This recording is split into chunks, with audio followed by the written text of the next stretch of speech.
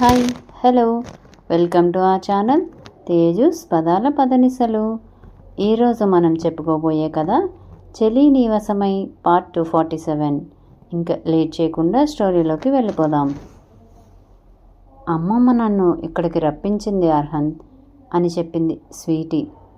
అర్హంత్ ఆగి కనుబొమ్మలు ముడివేసి చూశాడు. అమ్మమ్మ నీ గురించి చాలా వరి అవుతుంది, అందుకే నన్ను ఇక్కడికి పిలిపించింది. ప్రామిస్గా చెప్తున్నాను, నాకు నీ మీద ఎలాంటి ఉద్దేశం లేదిప్పుడు. నన్ను నేను మార్చుకోవడానికి ట్రై చేస్తూ మూవ్ ఆన్ అవ్వడానికి ఇక్కడి నుండి దూరంగా వెళ్ళిపోయాను. ఇప్పుడిప్పుడే పంతానికి ప్రేమకి మధ్య డిఫరెన్స్ తెలుస్తుంది. ప్లీజ్ అర్హన్, నన్ను నమ్ము అంది చిన్నగా చేతులు జోడించి. నిన్ను నువ్వు ప్రూవ్ చేసుకోవాల్సిన అవసరం లేదనుకుంటున్నా స్వీటీ. నిజంగా నువ్వు మారితే దాన్ని ఎవరికీ ప్రూవ్ చేయాల్సిన అవసరం లేదు, కఠినంగానే అన్నాడు అర్హన్. నన్ను నేను ప్రూవ్ చేసుకోవడానికి ఇదంతా చెప్పడం లేదు. నేను ఒప్పుకోకపోతే ఇంకొక అమ్మాయిని తీసుకొస్తానని నాతో చాలా గట్టిగానే చెప్పింది. నీకు మరో పెళ్లి చేసుకోవడం ఇష్టం లేనప్పుడు ఈ దోషానికి పరిహారం గురించి ఆలోచించండి. అమ్మమ్మ పంతం గురించి నీకు తెలిసిందే కదా. బిజినెస్ విషయంలో ఎంత క్రూరంగా ఆలోచిస్తుందో త్రిలోచన విషయంలో కూడా అంతకన్నా క్రూరంగా ఆలోచిస్తుంది. వీలైతే ఇక్కడి నుండి దూరంగా వెళ్ళిపోండి అని చెప్పి లోచన వైపు తిరిగి ఆమె కడుపు మీద చేతిని పెట్టింది. భయంతో అడుగు వెనక్కి వేసింది లోచన. బేబీ జాగ్రత్త అని చెప్పి తిరిగి లోపలికి వెళ్ళిపోయింది స్వీటీ. బావా, అర్హన్ పక్కకి వచ్చి అతని భుజం మీద చెయ్యి వేసి పిలిచింది లోచన.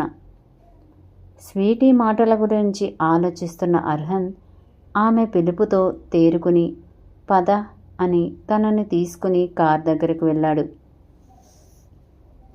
బావా, స్వీటీలో చాలా మార్పు కనిపిస్తుంది కదా అంది నెమ్మదిగా.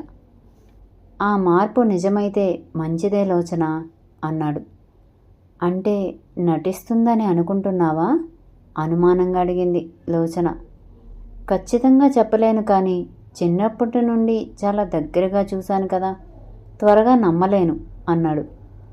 ఏమో బావా, తన మాటలు వింటుంటే నిజమే చెప్తుంది అనిపిస్తుంది, కానీ బిడ్డ గురించి మాట్లాడేసరికి భయం వేసింది అంది. నేనుండగా నీకు మన బేబీకి ఏం కాదురా అన్నాడు చిన్నగా లోచన తల నిమిరి. రోజులు వేగంగా పరుగులు పెడుతున్నట్టు వెళ్తున్నాయి. రాజేశ్వరి తన ప్లాన్లో తను ఉంది. స్వీటీ అక్కడే ఉండి బిజినెస్ని హ్యాండిల్ చేస్తుంది. అర్హన్ బిజినెస్ మొత్తం మాధవ్కి అప్పగించి పూర్తిగా లోచనతో టైం స్పెండ్ చేస్తూ తన ప్రెగ్నెన్సీని అతను కూడా ఎంజాయ్ చేస్తున్నాడు. అలా లోచనకి 5వ నెల వచ్చింది. శ్రీమంతం చేయాలని పట్టుబట్టాడు అర్హన్. ఇప్పుడు కాదు, మనకి 9వ నెలలో చేస్తారు అని శారద చెప్పినా వినలేదు. అప్పుడు మళ్ళీ చెయ్యండి, ఇప్పుడు నా కోసం చెయ్యండి అని పట్టుబట్టి ఏర్పాట్లు చేశాడు అర్హంత్. ఊరంతా భోజనాలకి ఏర్పాట్లు చేశారు. చాలా పెద్ద ఎత్తున ఏర్పాట్లు చేశాడు. అన్నీ తనే దగ్గరుండి చూసుకుంటున్నాడు. లోచన కోసం తేలిగ్గా ఉండే పట్టుచీరని స్వయంగా నేపించాడు. దానిమీద డిజైనర్ బ్లౌజ్ ఇంకా జ్యువెలరీ కూడా స్పెషల్గా ఆర్డర్ ఇచ్చి తెప్పించాడు. స్నానం చేసి వచ్చింది లోచన. అప్పటికి నైటీలోనే ఉంది. పొట్ట కాస్త పైకి వచ్చి కొంచెం వళ్ళు వచ్చి ప్రెగ్నెన్సీ వల్ల వచ్చిన నిగారింపులో చూడటానికి 2 కళ్ళు సరిపోవన్నట్టుగా ఉంది. తలకి చుట్టుకున్న టవల్ విప్పి రంగి ఇచ్చిన సాంబ్రాణి వేసి చక్కగా తల ఆరబెడుతున్నాడు అర్హన్. బావా, రంగి చేసేది కదా, నీకెందుకు ఈ పనులు అంది లోచన. ఈరోజు అన్ని పనులు నేనే చేయాలి. అసలు బాత్రూంలో కూడా నేనే హెల్ప్ చేద్దాం అనుకున్నా, కానీ నువ్వే నన్ను వద్దని ఆపేశావు. ఇప్పుడు నీకు ఆ ఛాన్స్ లేదు. బుద్ధిగా నేను చెప్పినట్టు వినాల్సిందే అన్నాడు. పావుగంట పట్టింది మొత్తం జుట్టు ఆరబెట్టడానికి. ఆ తర్వాత శారీ తీసి తనే స్వయంగా కట్టాడు. జ్యువెలరీ పెట్టి అమ్మా అని తల్లిని పిలిచాడు. ఏమైంది బావా అంది లోచన. జడ వేయటం నాకు రాదుగా అన్నాడు అల్లరిగా.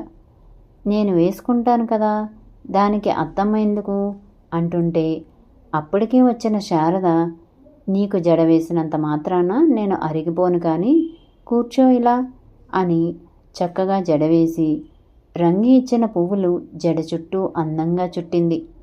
ఆ తర్వాత పాల గ్లాస్ చేతికి ఇచ్చి తాగేసి కూర్చో అని వెళ్ళింది.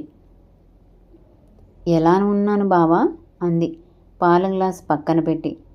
పాలు తాగు చెప్తాను అంటూ గ్లాస్ నోటి దగ్గర పెట్టి లోచన తాగాక ఆమె పెదవులని అందుకొని 2 నిమిషాలకి వదిలి, ఇంత అందంగా ఉన్నావు అన్నాడు. మరి మన కన్నయ్యకి అంది పొట్టని నిమురుకుంటూ. మోకాళ్ళ మీద కూర్చొని నడుముకి సన్నని వజ్రాల వడ్డానం పెట్టి దాని కిందగా పొట్ట మొత్తం ముద్దుల వర్షం కురిపించి, నీకోసం మీ డాడీ ఈగర్గా వెయిట్ చేస్తున్నాడు కన్నయ్య. ఈరోజు అమ్మకి ఫంక్షన్ చేస్తున్నారు. నీకు అమ్మకి కలిసి చాలామంది దీవెనలు ఇస్తారు. నువ్వు అమ్మ బొజ్జలో నుండి సేఫ్గా బయటకు రావడానికి వాళ్ళ అందరి దీవెనలు నీకు రక్షగా ఉంటాయి. అమ్మని ఇబ్బంది పెట్టకు, బుద్ధిగా ఉండాలి మా కన్నయ్య అని ప్రేమగా ముద్దులు పెడుతూనే చెప్పాడు అర్హన్. బావా, నాకేమో ఒక్క ముద్దు పెట్టావు, కన్నయ్యకి మాత్రం చాలా పెడుతున్నావు, మూతి వెనక్కి విరిచి చెప్పింది అలిగినట్టుగా. పైకి లేచి లోచన మొహం మొత్తం గ్యాప్ లేకుండా ముద్దుల వర్షం కురిపించి మరోసారి పెదవుల మీద ముద్దు పెట్టుకుని, రాత్రికి ఇంకా చాలా ఇస్తానులే అన్నాడు అల్లరిగా. శారద పిలవటంతో లోచనాన్ని తీసుకొని బయటకు వచ్చాడు. అక్కడ పూజ కోసం ఏర్పాటు చేయడంతో రామయ్య గారి ఆధ్వర్యంలో ఇద్దరూ కలిసి పూజ నిర్వహించారు. పూజ పూర్తయ్యాక లోచన కోసం ఏర్పాటు చేసిన కుర్చీలో దగ్గరుండి తనే కూర్చోబెట్టి పక్కనే నిలబడ్డాడు అర్హన్. అతని మొహం వెలిగిపోతుంది. తన భార్య శ్రీమంతం, తమ ప్రేమకి ప్రతిరూపం మరికొన్ని రోజుల్లో భూమి మీదకు రాబోతుంది. ఆ బిడ్డకి స్వాగతం చెప్పటానికి ఇప్పటి నుండి ఏర్పాట్లు చేయాలి అనుకుంటూ నవ్వుతూ కూర్చున్న లోచనాని చూస్తున్నాడు. అర్హన్ భర్తగా మొదట నువ్వే అన్నీ చెయ్యాలి అంది శారద. అర్హన్ నవ్వుతూ ముందుకు వెళ్ళి తల్లి పక్క నుండి అన్నీ అందిస్తుంటే వరుసగా చెయ్యటం మొదలుపెట్టాడు. మొదట కుంకుమ పెట్టి చెంపలకు గంధం రాశాడు. ఆ తర్వాత తలలో పువ్వులు పెట్టి చేతికి గాజులు వేశాడు. వాటిని చూసుకుంటూ చేతులని పైకెత్తి చూపించింది. తను తెచ్చిన బంగారు గాజులిచ్చింది శారద. అమ్మా, నా గిఫ్ట్ ఆల్రెడీ నేను ఇచ్చేశాను, ఇవి నువ్వే ఇవ్వు అన్నాడు అర్హన్ నవ్వుతూ. నేను నువ్వు వేరు కాదులేరా, నువ్వే వెయ్యి అని కొడుకు చేతిలో పెట్టింది. అర్హన్ వాటిని కూడా వేశాక అక్షింతలు ఇవ్వటంతో లోచన లేచి కాళ్ళకి నమస్కారం చేయబోయింది. వద్దుమా, నువ్వు ఈ టైంలో కిందకి వంగకూడదు అన్నాడు. నాకు నీ ఆశీర్వాదం కావాలి బావా అంది. అవునరా, నీ ఆశీర్వాదం తనకి చాలా మంచిది, ఏం కాదులే, దీవించు అంది శారద. మిగిలిన వాళ్ళు కూడా అనటంతో కిందకు వంగి అర్హన్ కాళ్ళకి నమస్కరించింది లోచన. అక్షింతలు వేసి దీవించాడు అర్హన్. ఆ తర్వాత ఒక్క నిమిషం కూడా తనని ఉండనివ్వలేదు. పైకి లేపి నుదుటి మీద ముద్దు పెట్టి తిరిగి కూర్చోబెట్టాడు. ఆ తర్వాత లక్ష్మి వాళ్ళని పిలిచి ఒళ్ళో చలిమిడి పెట్టమని చెప్పింది శారద. వాళ్ళు కూడా అన్నీ చేసి చలిమిడి పెట్టాక మొదట అర్హన్తో లోచన నోరు తీపి చేపించి ఆ తర్వాత లక్ష్మి వాళ్ళు పెట్టాక తను కూడా అన్నీ చేసి బాలుని రామయ్య గారిని రమ్మని పిలిచింది శారద. వాళ్ళ ఆశీర్వాదం అయ్యాక పేరంటానికి వచ్చిన వాళ్ళని పిలిచింది. అందరూ ఒక్కొక్కరుగా వచ్చి ఆశీర్వదిస్తున్నారు. వాళ్ళు తెచ్చిన బహుమతులు లోచనకి ఇస్తుంటే లోచన తిరిగి రిటర్న్ గిఫ్ట్స్ ఇస్తుంది. అప్పటికే ఆ తతంగం మొదలై గంట పైనే అయ్యింది. అర్హన్ జ్యూస్ తెచ్చి ఇచ్చాడు. వద్దనకుండా తాగింది లోచన. మరో అరగంట గడిచాక వచ్చారు రాజేశ్వరి, జీవిత, స్వీటీ. భారీగానే తీసుకొచ్చింది రాజేశ్వరి బహుమతులు. పనివాళ్ళు మోసుకొచ్చిన వాటిని స్వీటీకి చెప్పి లోచన ఊళ్ళో పెట్టమని చెప్పింది. ఆగు స్వీటీ, ముందుకు అడుగు వేసి అన్నాడు అర్హన్. ఆ ఇంటి మీద, అక్కడ ఉండే మనుషుల మీద నాకు నమ్మకం లేదు. మీరు నిజంగా నా భార్యని, తన కడుపులో ఉన్న బిడ్డని ఆశీర్వదించటానికే వచ్చుంటే తనకి మీ ఆశీర్వాదం మాత్రం ఇవ్వండి చాలు అన్నాడు అర్హన్ మొహమాటం లేకుండా. అంటే ఏంటిరా, మేము తీసుకొచ్చిన వాటిలో ఏదైనా కలిపి తెచ్చామని నీ అనుమానమా? ఊళ్ళో వాళ్ళు ఇచ్చినవి అన్నీ తీసుకుంటున్నారు. వాళ్ళకన్నా కాని వాళ్ళం అయ్యామా మేము? జీవిత ముందుకు వచ్చి అనింది. కాని వాళ్ళో అయిన వాళ్ళో మీకే తెలియాలి.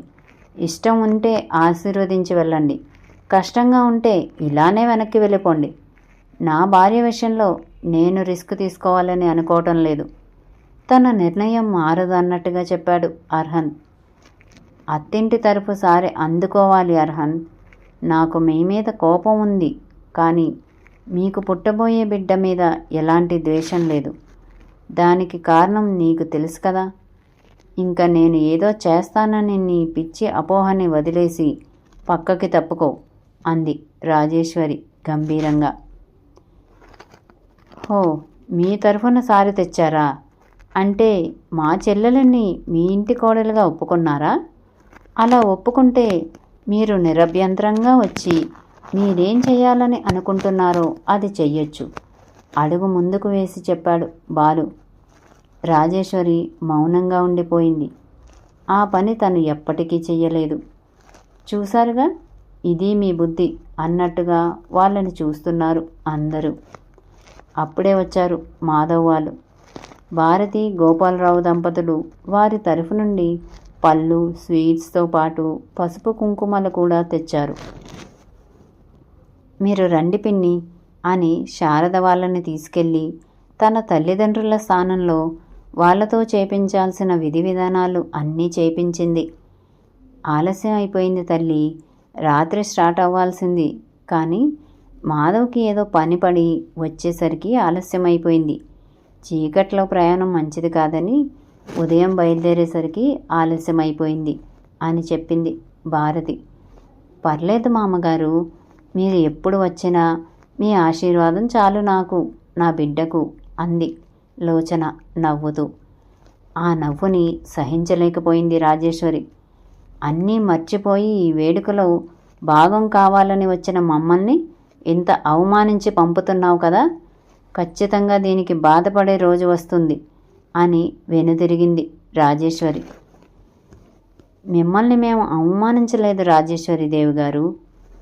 మీకు మా లోచనకి ఏ రిలేషన్ ఉందని ఇవన్నీ తెచ్చారో, అసలు మేం పిలవకపోయినా ఇక్కడికి ఎందుకు వచ్చారో దాని గురించి చెప్పి అప్పుడు నిరభ్యంతరంగా మీరు తెచ్చినవి అన్నీ నా చెల్లెలి ఒడిలో పెట్టి తన ఒడిని నింపి ఆశీర్వదించమని చెప్పాను అన్నాడు బాలు తగ్గకుండా.